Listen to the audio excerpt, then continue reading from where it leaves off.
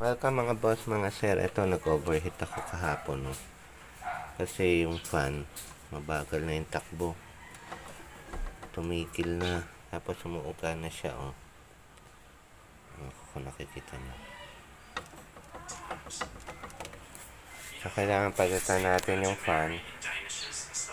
Aalisin natin to. Tapos uusog natin ganun para mailabas natin yung fan motor. Para maayos siya. So, ito na siya, pakinggan nyo. Ayan, oh. May sabit na.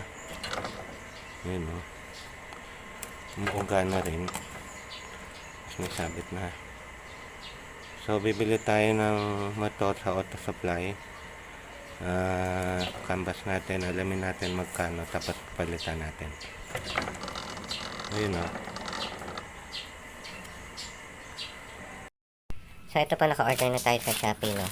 Ang mahal kasi sa auto supply and Denso na brand. Ito. Yung circuit na brand na wala naman, na hindi masyadong maganda kasi yun.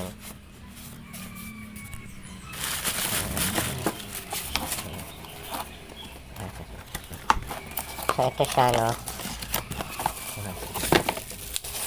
Maganda naman yung pagkabalot niya, tapos ito siya. So, ayan, Denso din siya, eh. Ayan, Denso din.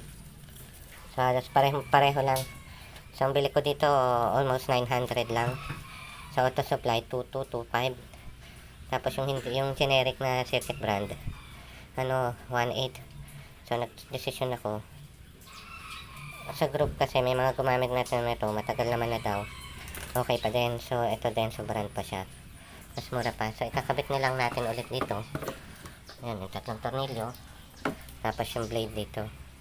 Yung fan blade dito natin kakabit.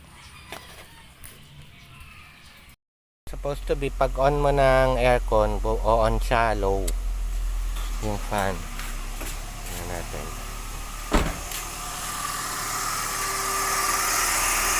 Ayan, gumagana na yung fan. Low lang yan kasi malamig pa. So, ganyan lang talaga pag nasa aircon. So, okay na. Ibig sabihin gumagana siya. Ito, high speed na yan, no? Pinainit ko yung makina, nakasara yung aircon. So, gumana na siya. Ayan, gumagana na siya mga boss, no? Okay na. So, gagawa po tayo ng full video, no? Yung paano talagang paklasin, ano mga kailangan tanggalin para makuha mo yung radiator fan motor. So, yun lang po mga boss, mga sir, no? Winidyo ko lang para makatulong at i-share lang kung paano magpalit ng radiator fan motor ng mga sasakyan, lalo na tong Toyota Vios na to. So, marami pong salamat. Sana pa-like and pa-subscribe po.